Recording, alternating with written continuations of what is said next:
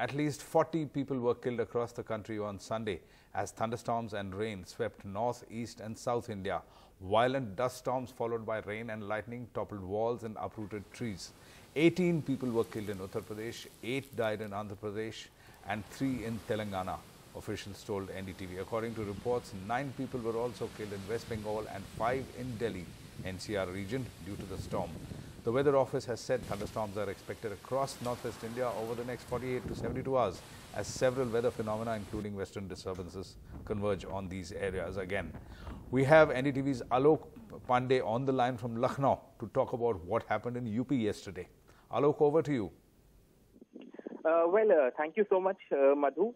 The news from UP is disturbing again. 18 people are dead, as you were pointing out. Now, just to give you a breakup of where these deaths have happened, most of them have happened either in western UP or in the central part of Uttar Pradesh. For instance, the Kasganj district, where those, just to jog our viewers' memory, where those riots took place on during Republic Day. That's where 5 deaths have taken place. Itawa, which is the home district of the Yadavs, Samajwadi Party Yadavs in UP, 1 death has taken place there, 1 in Kannauj, 3 in Bulandshahr, which is closer to Delhi, 1 in Sambhal, 1 in Aligarh, 2 in Ghaziabad, 1 in Hapur, 1 in Noida and 1 in Saharanpur. So it does seem that most of the casualties that have occurred, Madhu, are in western UP again, because the severity of the storm, I think that side was more. In fact, the news agency ANI has sent us some visuals of some of these big dumpers or canters, as you call them, these big trucks falling on vehicles on the Delhi-Kanpur highway near Bulandshahr because of perhaps the kind of winds that blew yesterday evening. So that's something that seemed to have happened. The Chief Minister, Madhu, has directed all district magistrates to provide immediate relief, but the news has not been good for UP over the last 5 or 10 days. If you remember that big storm where about 60-70 people died in Uttar Pradesh and another 30-40 in Rajasthan about a few days ago, then there was another one where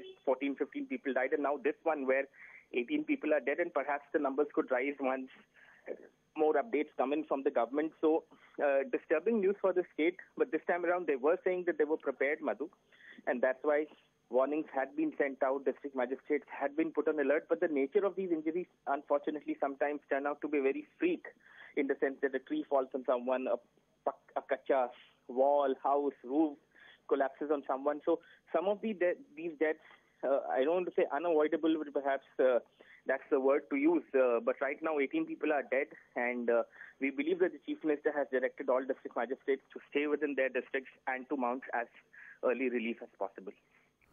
Right, Alok. We're now going across to Uma Sudhir in Hyderabad to talk about the damage in Telangana as well as Andhra Pradesh. Uma, over to you.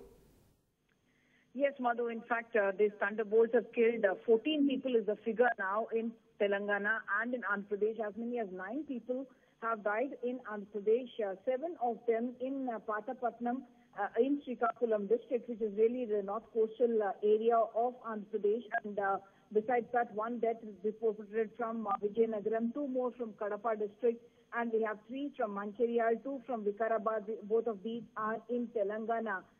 Once again, this is thunderbolts that have killed people. This is some kind of electric activity. People have been warned, in fact, that there are going to be huge number of lightning and thunderbolt strikes over the next 48 hours as well, and they must stay indoors, and they must, in fact, not go to the open fields, not stand under the trees, and if possible stay under some kind of shelter where they can be stay protected from the thunderbolts. All these, of course, happening very, very suddenly, but we have seen this kind of thunderbolt activity quite rigorous and very frequently in the last few days. And in fact, one of these days we had as many as 4,400 thunderbolts striking on a single day. The casualty, in fact, yesterday has been the highest in the last 3 years in terms of thunderbolts on a single day happening in both these Telugu states.